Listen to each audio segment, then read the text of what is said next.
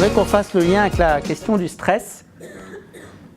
Vous allez presque savoir qu'il y a un changement dans une organisation au stress que cela génère. Si ça ne génère pas du tout de stress, c'est qu'il n'y a pas de changement. C'est le changement de type 1 de tout à l'heure, c'est juste on fait un peu différemment ce qu'on fait déjà. Bon, ça c'est ce qu'on fait tous les jours, tout le temps, donc c'est pas la peine de se parler pendant 2 heures ensemble. Ce qui est plus difficile, c'est le changement de type 2, quand il y a un changement, vous voyez, de nature. Je reprends ça mes managers, celui qui n'est pas manager, il fait des choses, celui qui est manager, il fait faire des trucs aux autres. C'est-à-dire qu'il change complètement de métier.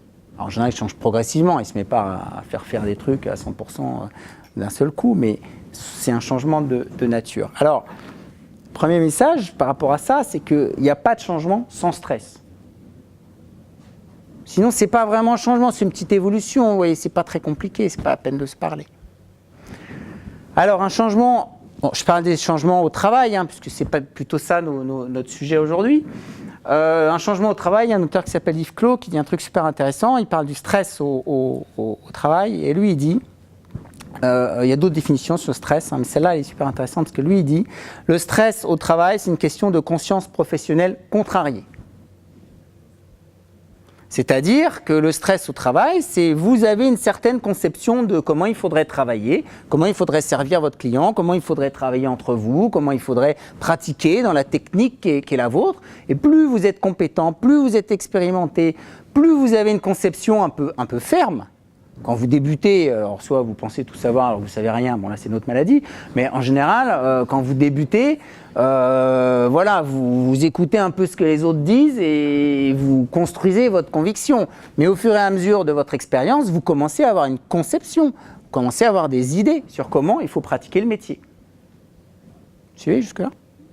Alors le problème, c'est que ces idées, elles vont rentrer ou pas en collision ou en adéquation avec ce qui vous est demandé. Si par exemple vous avez comme idée quelque chose autour du perfectionnisme, qu'il faut prendre le temps de bien travailler vos dossiers, prendre le temps de les affiner pour que les choses soient vraiment au cordeau, et puis que les impératifs de productivité, les impératifs de réactivité auprès de vos clients au sens large du mot client, ça peut être les clients internes, font que vous n'avez plus le temps de prendre le temps, il va y avoir un conflit. Ce qu'on appelle un conflit éthique. Un conflit éthique, c'est quand j'ai une conception de ce qui est juste, c'est ça l'éthique, une conception de ce qui est juste, qui rentre en conflit avec ce qui est attendu de moi.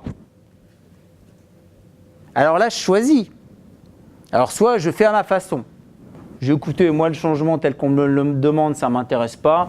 Je fais comme avant, je continue à rouler avec mes roues carrées, là, comme vous avez vu tout à l'heure, et je fais comme je pense qu'il faut faire. Bon, alors ça permet de sauvegarder l'estime de soi. En général, ce sont des gens très contents d'eux-mêmes. Le problème, c'est qu'à un moment donné, vous allez être un petit peu déconnecté de l'environnement.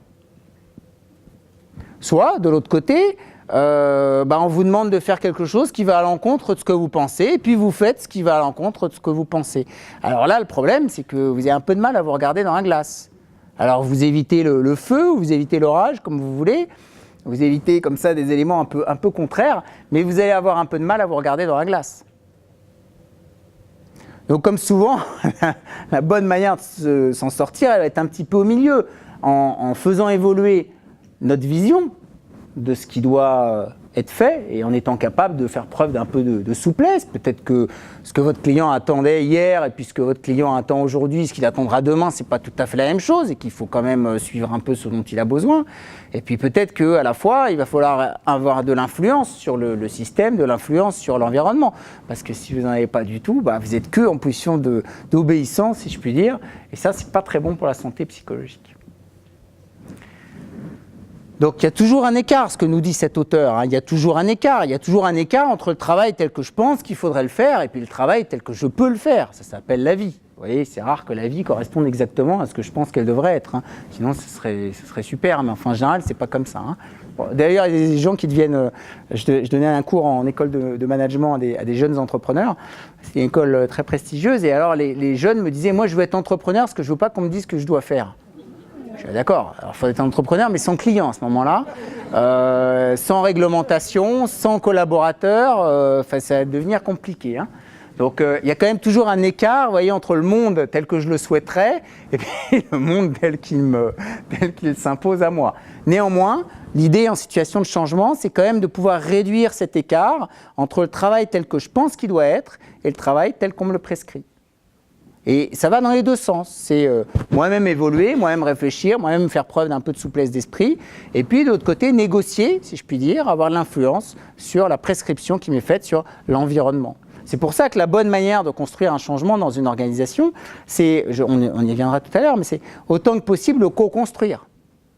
Alors vous allez me dire, c'est jamais possible, parce que si on demande son avis à tout le monde, on s'en sort plus, on ne change pas, mais c'est quand même un peu ça l'idée, c'est que plus on vous demande votre avis, plus vous concourez à la définition de ce qui doit changer, moins vous résisterez à quelque chose, puisque ça vient de vous.